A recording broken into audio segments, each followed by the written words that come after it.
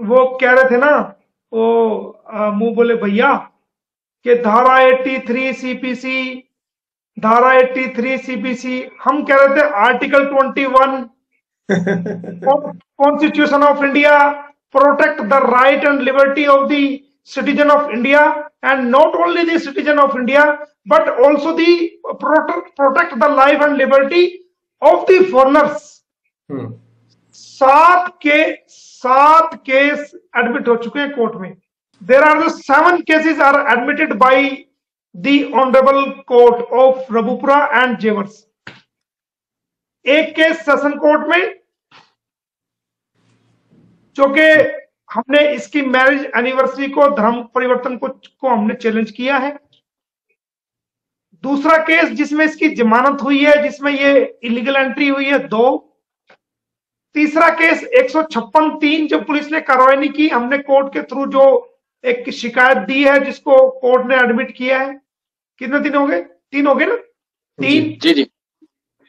और एक case transfer का जो हमने जेवर कोर्ट से, और उसको गौतम बुद्ध नगर आज लगा हुआ था वो केस भी, गौतम बुद्ध नगर, उसको 156(3) को ट्रांसफर के लिए हमने एक केस फाइल की है. टीए बोलते हैं उसको, ट्रांसफर ऑफ द केस.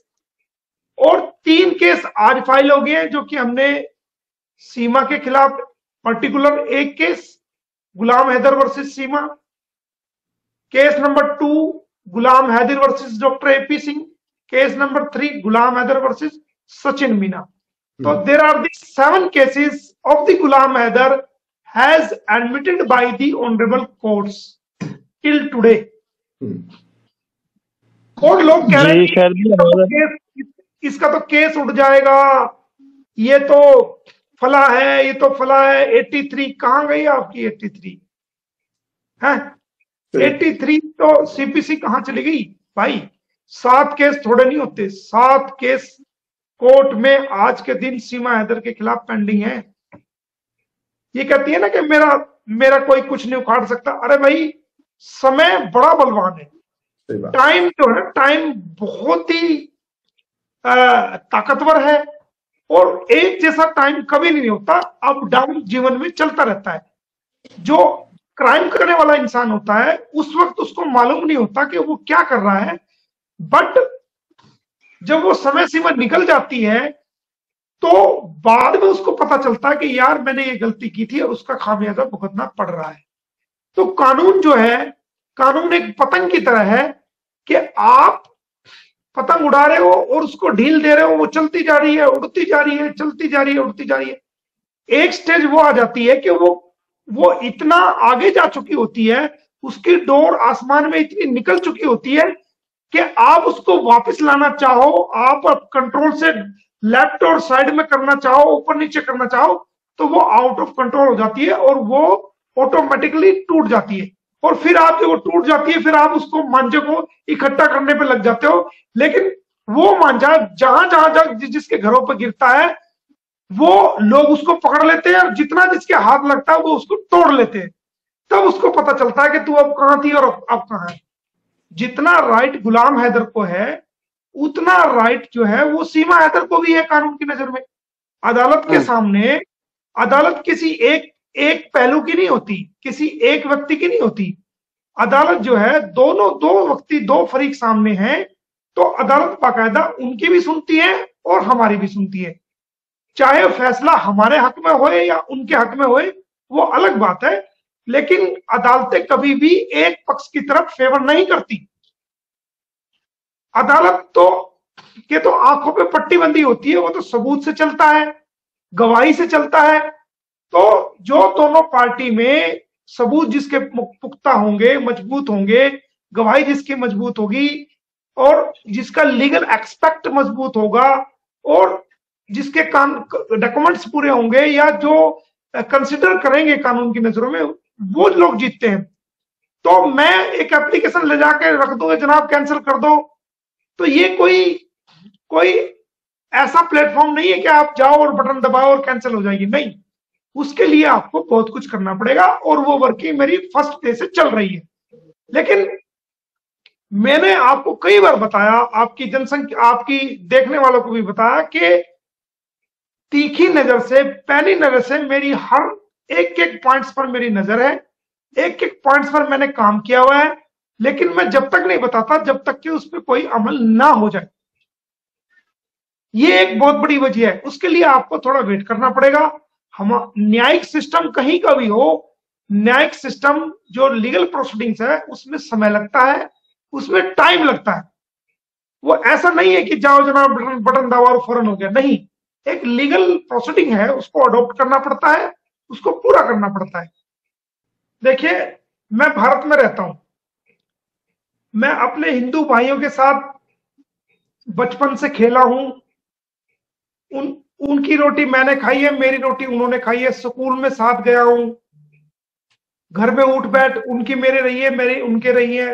बचपन साथ गुजरा है, जवानी साथ गुजरी है, साथ काम करते हैं, मोहब्बत है, भाईचारा है, एक दूसरे के सुख में दुख में हम खड़े होते हैं। मेरे भी खड़े होते हैं और मैं भी उनके खड़ा होता हूं, हारी में बीमारी में। हमारा, हम हिंदू और मुस्लिम समाज के लोग हमारे भारत में, हम स्पिरिचुअली एक दूसरे से जुड़े हुए हैं। चाहे हमारे मजहब अलग हैं और हमारे धर्म अलग हैं, लेकिन हम जो है एक दूसरे से स्पिरिचुअल रूप से जुड़े हुए हैं। हम ना हिंदुओं के बगैर रह सकते हैं, और जो हमारे हिंदू भाई हैं ना वो हमारे बगैर रह सकते हैं। हम एक दूसरे से प्यार करते हैं, एक दूसरे की इज्जत करते हैं, मोहब्बत करते हैं। तो जब कोई इंसान ऐसे प्यार को, ऐसी मोहब्बत को, ऐसे आपस के लगाव को, तो कम्युनिटी के अंदर कोई ऐसा फसाद पैदा करे या ऐसा बयान पब्लिक करे जिससे दो समुदाय के अंदर नफरत पैदा हो जाए या लड़ाई पैदा हो जाए या कोई द्वेष पैदा हो जाए, तो उससे बड़ा नालायक इंसान मैं किसी को नहीं समझता। तो मुझे गुस्सा ये था कि ये क्या बयान है। आप बयान दे रहे हो कि मुसलमानों के प्रति बयान दे रहे हो, आप हिंदू सनातन के बारे में बयान दे रहे हो, और आप हद पार करके आप काबा शरीफ के बारे में भी बयानबाजी कर रहे हो। किसने पूछी था? आपने किसी ने आपसे क्वेश्चन तो पूछा नहीं कि वहां कौन था या कौन नहीं है, या पहले कौन था या कौन नहीं है। किसी ने क्वेश्चन नहीं किया ना आपसे।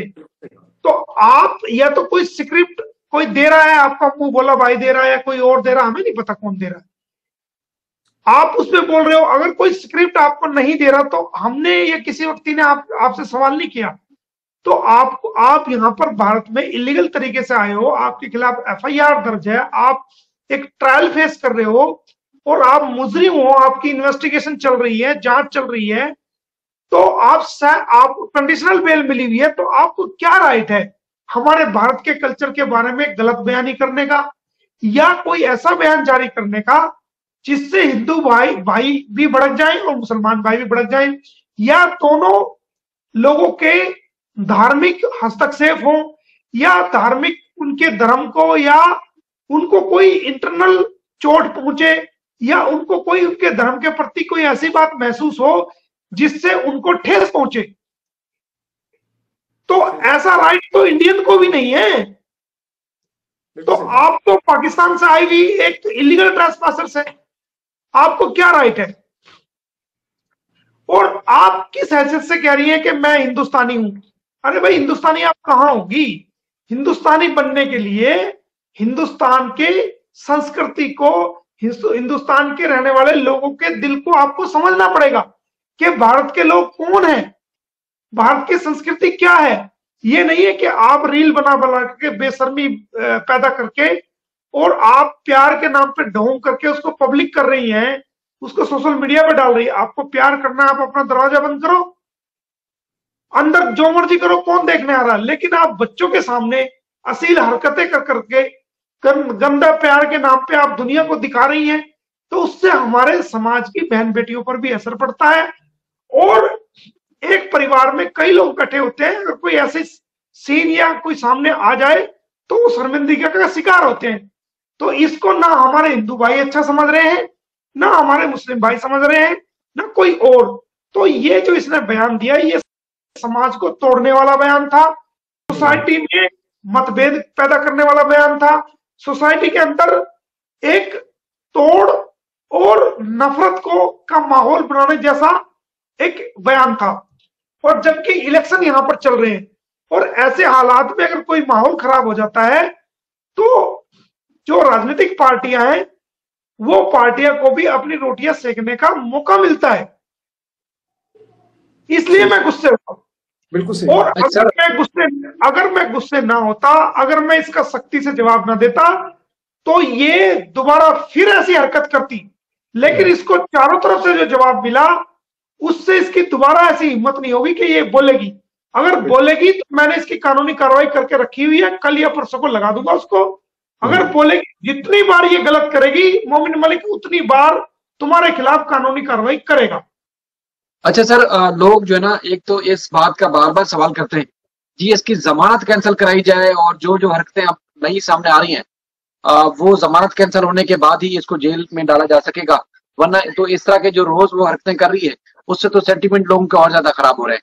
तो जमानत कैंसिल कराना किसके हाथ में सर? देखिए सर, मैं आपको एक बात बताऊं, कोई भी लीगल कार्रवाई है, लीगल स्टेप है। जमानत कैंसिल ऐसे नहीं है कि आपने बटन दबाया और जमानत कैंसिल हो गई, ऐसा नहीं है। या खाली कह देने से ही जमानत कैंसिल कराओ हो जाएगी, नहीं। जमानत कैंसिल करने के लिए भी कोई कानून बना हुआ है, कुछ शर्तें होंगी, अगर ऐसा करोगे तो ऐसा होगा, ऐसा करोगे तो ऐसा होगा। तो कुछ शर्तें हैं, कुछ कंडीशंस हैं, कुछ वायलेशंस हैं। जब वो कंडीशंस पूरी होंगी, जो वायलेशंस किए जाएंगे, तो उसी वक्त तो आप उस कंडीशन पे जा पाओगे। वो शर्तें है नहीं, वो वायलेशन है नहीं, वो तरीकाकार है नहीं। तो वहां तक पहुंचने के लिए, कोई भी जमानत कैंसिलेशन के लिए, पहले आपको जो जमानत कैंसिलेशन की रिक्वायरमेंट्स हैं उनको आपको पूरा करना पड़ेगा। देखिए, माननीय न्यायालय को आपको स्पेसिफिक रीजन तो देना पड़ेगा ना। जो कानून में स्पेसिफिक रीजन है वो रीजन आपको देने पड़ेंगे, तभी जाकर के जो है आप cancellation of bail application file कर सकते हैं।